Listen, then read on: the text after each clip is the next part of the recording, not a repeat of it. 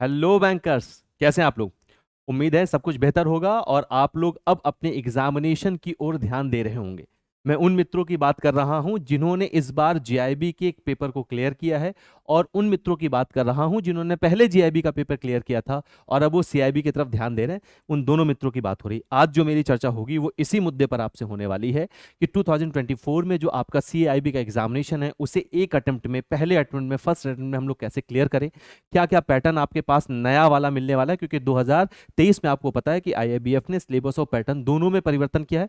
जो एग्जामिनेशन अभी हो रहे हैं वो नए पैटर्न पर हो रहे हैं। क्लियर है। तो सीआईबी की अगर मैं नए पैटर्न की बातचीत करूं तो आपको अब 4 कंपलसरी पेपर देने और एक इलेक्टिव पेपर देना है। कुल मिला के 5 पेपर आपको देने हैं अपने सीआईबी के एग्जामिनेशन में।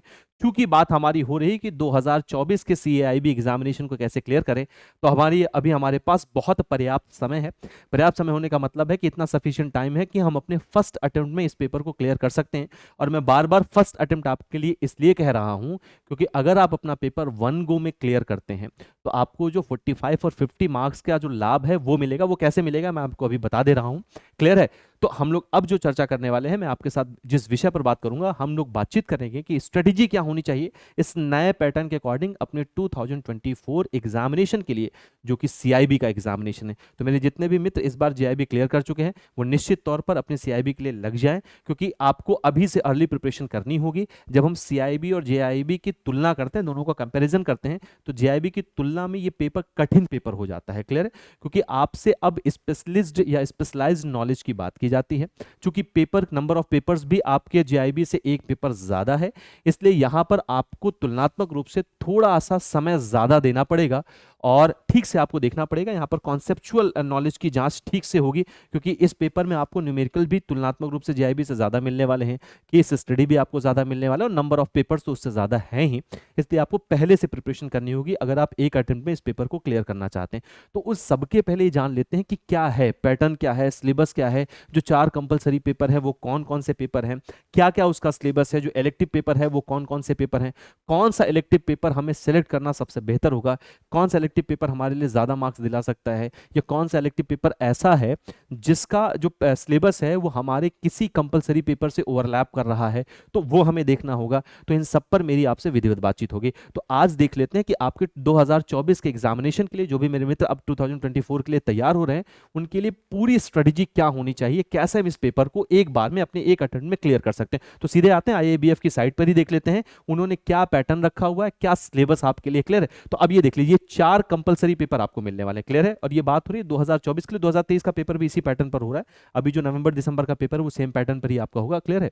तो आपको दिखने वाले ये 4 कंपलसरी पेपर है, मतलब ये 4 पेपर हर एक बैंकर को देना है। एडवांस बैंक मैनेजमेंट और बैंक फाइनेंशियल मैनेजमेंट ये आपको पहले भी मिल रहा था। एडवांस बिजनेस एंड, जिसको हम एबीएफएम बोलते हैं, ये आपका पेपर जुड़ा हुआ है। Advance business and financial management और banking relation and business law, जिसको हम बीआरबीएल बोलते हैं। तो ये 4 आपके कंपलसरी पेपर होने वाले हैं।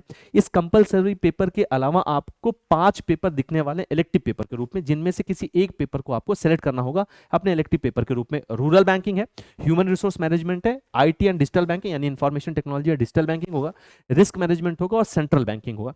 तो ये आपका पूरा पैटर्न है एग्जामिनेशन का। जो सब्जेक्ट के बारे में अगर हम लोग बातचीत करें तो 4 कंपलसरी पेपर आपको दिखने वाले हैं और एक इलेक्टिव पेपर है जिस पर आपका एग्जामिनेशन होने वाला है। तो कुल 5 पेपर आपको देने हैं, 4 कंपलसरी, एक इलेक्टिव पेपर होगा। अब ये जो भी पेपर्स आपके होंगे, पहली चीज तो आप ये रखें, देखिए इस बार के नवंबर वाले एग्जामिनेशन में किसी तरीके की कोई माइनस मार्किंग नहीं है।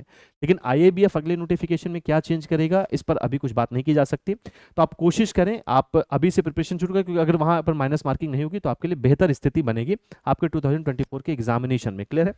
ऑब्जेक्टिव क्वेश्चंस होंगे, 100 क्वेश्चंस आपको मिलने वाले हैं, 2 घंटे का समय आपको मिलेगा।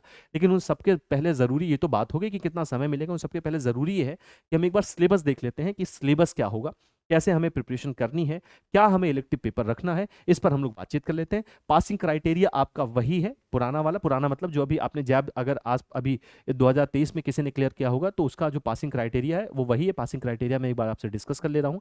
अगर आप वन अटेम्प्ट में यानी वन गो में सारे पेपर को क्लियर करते हैं तो एग्रीगेट मार्क्स आपके होने चाहिए 250।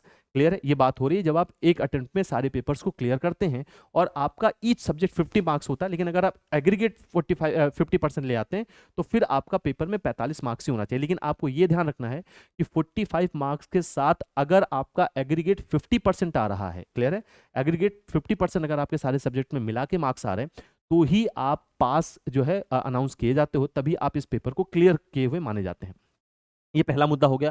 तो इसीलिए मैं आपसे बार बार कह रहा हूं कि आप कोशिश ये करिए कि आपका फर्स्ट अटेम्प्ट में ही ये पांचों पेपर क्लियर हो जाए, तो ही आप ये 45 और 50 मार्क्स का जो क्राइटेरिया है इसका लाभ आप ले सकते हैं। अदरवाइज फिर आप अगर 2 पेपर अभी क्लियर करते हैं, 3 पेपर बाद में क्लियर करते हैं, तो ये वाला फायदा आपको नहीं मिल पाएगा। क्लियर है? ऑब्जेक्टिव क्वेश्चन, आपके ऑब्जेक्टिव प्रश्न होंगे, 100 प्रश्न आपको मिलने वाला है। 100 क्वेश्चंस के साथ आपको 120 मिनट्स यानी 2 घंटे का समय मिलेगा। अब यहां पर जो क्रेडिट है, क्रेडिट का मतलब है अगर आपने कोई एग्जामिनेशन अपने पिछले अटेम्प्ट में क्लियर किया था तो नेक्स्ट अटेम्प्ट में आप चाहें, ये आपके लिए ऑप्शनल है, अगर आप चाहें तो उसकी क्रेडिट आप ले सकते हैं, उसकी क्रेडिट को आप अवेल कर सकते हैं। जैसे आपको ये जो 2 पेपर हैं पुराने, ये पहले भी थे, एबीएम और बीएफएम आप पहले भी देते थे, उसका क्रेडिट आप इस बार के पेपर में ले सकते हैं। अब जब बात करते हैं नए पैटर्न पे, तो ये 5 इलेक्टिव पेपर आपको देखने को मिल रहे हैं। ये पहले भी आपको देखने को मिल रहा था। Risk management, information technology and digital banking है, अब क्लियर है, central banking, human resource management और रूरल बैंकिंग है। अब आइए देख लेते हैं जो हमारा कंपलसरी पेपर है उसमें क्या क्या सिलेबस है। उसके पहले एक जरूरी बात यह है कि आपको कितने अटेम्प्ट इस पेपर में देने को मिलेंगे। तो कुल मिला के आपको 5 अटेम्प्ट मिलते हैं। 5 अटेम्प्ट का मतलब है कि 3 साल में, क्लियर है, 3 साल में कुल 6 अटेम्प्ट होंगे, कोई भी 5 अटेम्प्ट आप दे सकते हैं। 5 अटेम्प्ट के बाद क्या होगा, अगर मेरे 5 अटेम्प्ट में भी सारे पेपर क्लियर नहीं हो पाते हैं तो ऐसे केस में आपको क्या करना होगा, ऐसे केस में आपको फ्रेश रजिस्ट्रेशन करना होगा। आपको वही फ्रेश रजिस्ट्रेशन की जो फी है वो आपको पे करना होगा। लेकिन अगर ऐसा नहीं होता है, आप पेपर क्लियर कर लेते हैं, तो आपको कुल 5 अटेम्प्ट मिलने वाले हैं 3 वर्षों में, 3 सालों में कुल आपको 5 अटेम्प्ट मिलने वाले हैं एग्जामिनेशन देने के लिए। क्लियर है?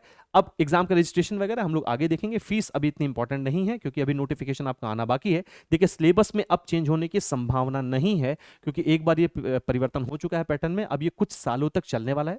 तो जो पैटर्न इस बार है, जो सिलेबस इस बार है, उसी सिलेबस पर ही आपको बातचीत करनी है, उसी सिलेबस पर ही आपको काम करना है। एक एक करके मैं सबकी बातचीत कर रहा हूं, क्या आपका सिलेबस होगा, कैसे आपकी प्रिपरेशन होनी चाहिए। सबसे पहले हम देख लेते हैं कि आपका जो कंपलसरी पेपर होगा उस कंपलसरी पेपर में क्या क्या चीजें आपको मिलने वाली हैं। क्लियर है? चलिए आइए देख लेते हैं। देखिए सबसे पहला जो कंपलसरी पेपर आपका है वो है एबीएम यानी एडवांस बैंकिंग मैनेजमेंट। कुल 4 मॉड्यूल आपको मिलेंगे, लगभग सारे पेपर में 4 ही मॉड्यूल हैं। आपके लिए जो पहला मॉड्यूल है वो स्टैटिस्टिक्स का होगा। यहां पर अभी बहुत ज्यादा हम लोग डीप डिस्कशन में नहीं जा रहे हैं क्योंकि अभी हम लोगों की इस पर बहुत सारी चर्चा होना बाकी है। मैं फिर से कहूंगा जो मेरे मित्र 2024 का एग्जामिनेशन इस बार देने वाले हैं वो अर्ली प्रिपरेशन अपनी शुरू कर दें क्योंकि आपके पास 4 कंपलसरी और 1 पेपर इलेक्टिव पेपर, अगर हम हर पेपर को 1-1 महीने का समय देते हैं ठीक से प्रिपरेशन करने के लिए तो भी आपको कुल 5 महीने लगने वाले हैं। और थोड़ा समय हमारे पास एग्जामिनेशन के पहले का होना चाहिए रिवीजन करने के लिए, क्योंकि फिर हम उस पर एमसीक्यूज पर बात करेंगे, केस स्टडीज पर बातचीत करेंगे, उसके लिए भी हमारे पास सफिशिएंट समय होना चाहिए, सफिशिएंट टाइम होना चाहिए। तो एबीएम है आपके पास एडवांस बैंक मैनेजमेंट, इसमें कुल आपको 4 मॉड्यूल मिलने वाला है। जो पहला मॉड्यूल आपका है वो स्टैटिस्टिक्स का होगा। क्लियर? ये थोड़ा सा आपके लिए कठिन मॉड्यूल लगेगा, ये थोड़ा सा मुश्किल मॉड्यूल है, लेकिन अगर आप देखेंगे तो इस बार का जो पेपर हुआ वो बहुत टफ पेपर नहीं हुआ था। हाँ, बीएफएम का पेपर कठिन पेपर हुआ, बीआरबीएल का पेपर तुलनात्मक रूप से आसान पेपर आया हुआ था। बीआरबीएल के पेपर में बहुत ज्यादा दिक्कत नहीं हुई थी, लेकिन ये पेपर चूंकि अभी 2023 में नए पैटर्न के बाद हो रहा है, अभी तो नवंबर वाला पेपर होना बाकी है, मैं बात कर रहा हूं जो अभी मई और जून में आपका एग्जामिनेशन हुआ है उसमें बीआरबीएल के पेपर को और जो है आपका एबीएम के पेपर में बहुत ज्यादा कठिनाई नहीं देखी। बीएफएम का पेपर था जो थोड़ा सा कठिन आया हुआ था, उसको मुश्किल बोल सकते, थोड़ा कठिन नहीं, उसको मुश्किल बोल सकते। लेकिन अब इस बार जो पेपर होगा नवंबर दिसंबर में जो पेपर होना आपका होने वाला है, और जिस एग्जामिनेशन की हम लोग बात करें 2024, उसमें निश्चित रूप से जो एग्जामिनेशन का लेवल है वो पहले की तुलना में ज्यादा दिखने वाला है, क्योंकि ऐसा पैटर्न सा बना रहता है कि जब कोई पेपर नए पैटर्न पर पहली बार हो रहा है तो वो कंपेटिवली थोड़ा सा इजी हो जाता है। लेकिन इस बार आपको ये चीज कम से कम दिमाग में रख के चलना है कि आपके लिए पेपर अब थोड़ा सा कठिन होने वाला है। क्लियर है? तो पहला पेपर आपका एबीएम का होगा जिसमें आपका ये सिलेबस आपको सामने आपके दिख रहा होगा। क्लियर है? ये ऑलमोस्ट लगभग आपका न्यूमेरिकल है। मॉड्यूल बी में आपको ह्यूमन रिसोर्स मैनेजमेंट मिलने वाला है। अब एक चीज आपको यहां पर मैं क्लियर कर दूं, अब अगर आप अपना इलेक्टिव पेपर एचआरएम रखते हैं, ह्यूमन रिसोर्स मैनेजमेंट रखते हैं, तो आपका यहां पर ये जो एग्जामिनेशन का सिलेबस दिया जा रहा है, जो इलेक्टिव पेपर में जो एग्जामिनेशन का सिलेबस होगा और आपके इस पहले पेपर में ये ओवरलैप करेगा। क्लियर है? तो आपको ये भी ध्यान देना है कि आपके लिए ये आपको आपके एग्जामिनेशन की प्रिपरेशन को और आसान बना देगा। तो जब भी आप अपने इलेक्टिव पेपर का चयन करें उसमें बहुत सावधानी से देखें कि क्या मुझे कुछ ऐसा मिल सकता है जो हमने अपने कंपलसरी पेपर में पढ़ा हुआ है या उससे रिलेटेड है। तो आप यहाँ पर जब एचआरएम देखेंगे तो आपको आपका अगर पेपर आपका कंपलसरी पेपर के साथ अगर आपका इलेक्टिव पेपर जो है वो एचआरएम होगा तो आपको वहां पर मदद मिलने वाली है। क्लियर है? क्रेडिट मैनेजमेंट है आपका मॉड्यूल सी। क्रेडिट मैनेजमेंट में ये सारी यूनिट्स हैं जो आपको देखना है, जो आपको पढ़ना है। क्लियर? इस पे अभी हम लोग आगे चल के विधिवत बातचीत करेंगे। हर एक सब्जेक्ट में आपसे के जो स्पेशलिस्ट टीचर्स हैं वो आपसे मिलेंगे आगे चल के। मैं आपको एक ओवरऑल जानकारी दे दे रहा हूं कि हमारी 2024 की सीआईबी की प्रिपरेशन कैसे होनी चाहिए।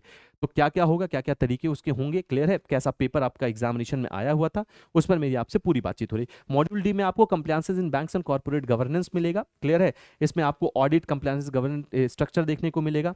क्लियर है? Compliances culture and GRC framework मिलेगा। तो ये पेपर आपका थोड़ा सा है जिसमें आपको न्यूमेरिकल देखने को मिलने वाला है। कंपलसरी पेपर जो दूसरा है आपका वो बीएफएम है। ये पेपर अभी जो मई जून में हुआ था, ये पेपर कठिन आया हुआ था। क्लियर है? इसमें जो है बैंकर्स को दिक्कत हुई थी, इसलिए इस पेपर को आपको ठीक से प्रिपेयर करना है, ठीक से आपको तैयार करना है। क्लियर है? आपका कंपलसरी पेपर जो है, जो रिस्क मैनेजमेंट, आपका जो इलेक्टिव पेपर है रिस्क मैनेजमेंट, अगर आप एज इलेक्टिव पेपर में रिस्क मैनेजमेंट को रखते हैं तो आपको बीएफएम से थोड़ी मदद मिल जाएगी, ओवरलैप आपका ये करेगा। क्लियर है? मॉड्यूल ए में आपका इंटरनेशनल बैंकिंग है जिसमें हम एक्सचेंज रेट और फॉरेक्स बिजनेस वगैरह को पढ़ते हैं।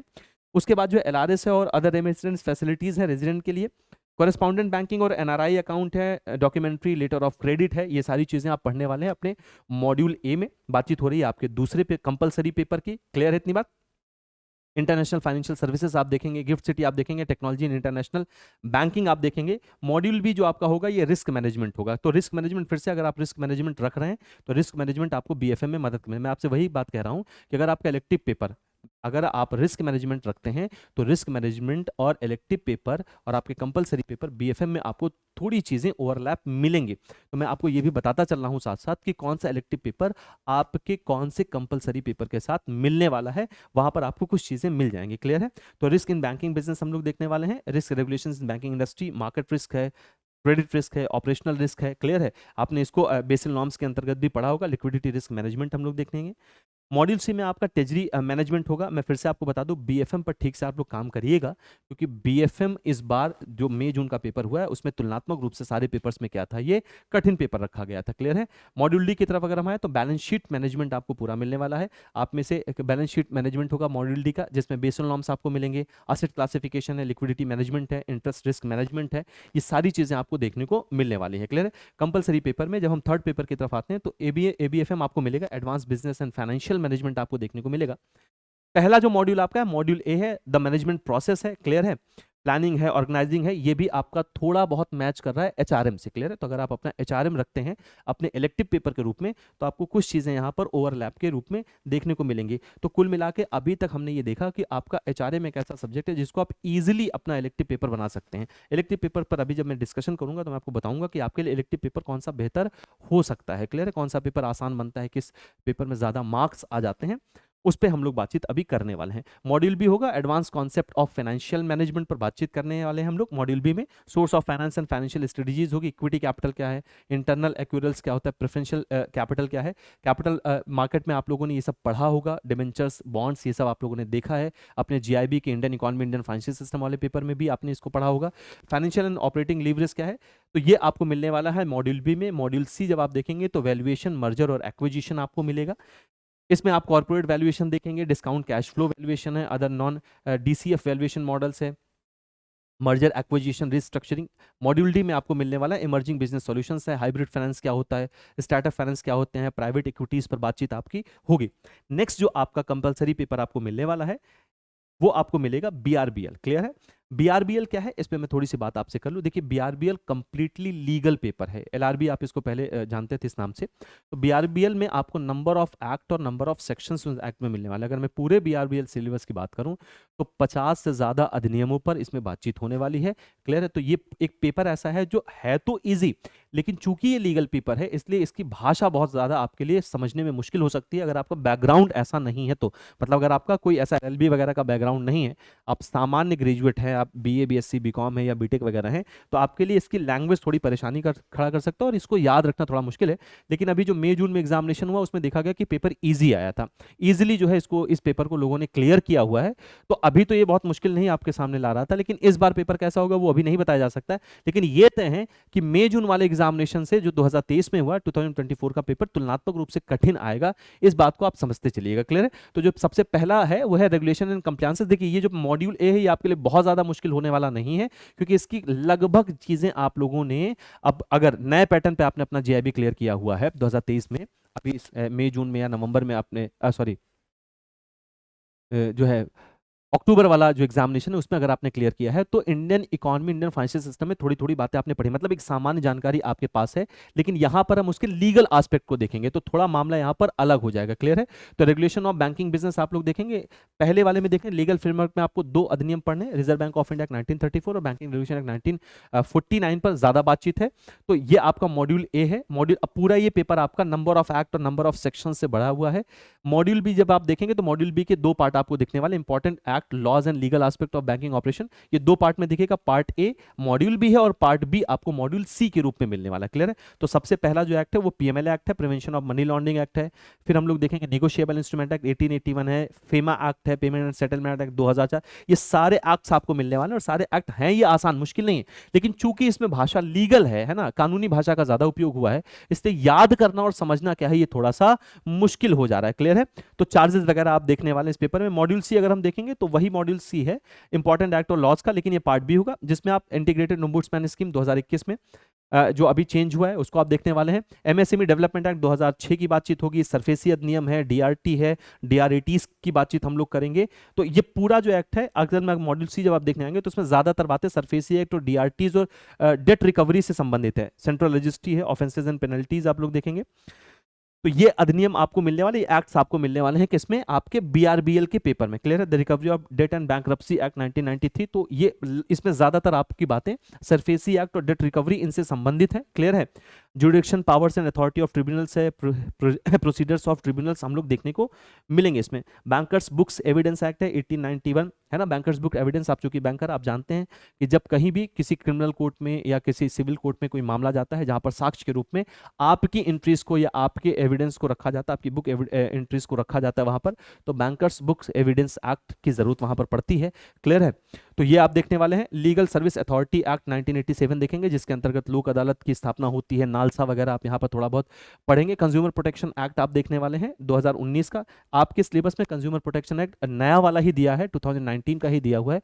पुराना कंज्यूमर प्रोटेक्शन एक्ट 1986 की इसमें बातचीत नहीं की है। तो कंज्यूमर प्रोटेक्शन एक्ट में कंज्यूमर प्रोटेक्शन क्या है, इसकी क्या डेफिनेशन है, अनफेयर ट्रेड क्या है, अनफेयर कॉन्ट्रैक्ट क्या है, कंज्यूमर किसको कहा जाता है, ये सारी बातें देखेंगे। उसके बाद कंज्यूमर डिस्प्यूट रिड्रेशन कमीशन जो डिस्ट्रिक्ट लेवल पर है, स्टेट लेवल पर है, नेशनल लेवल पर है। इसके अलावा जो मीडिएशन सेल है जो नए वाले एक्ट में, इस पर आप लोग बातचीत करेंगे। तो सेक्शंस हैं यहाँ पर, ये आपको देखना है।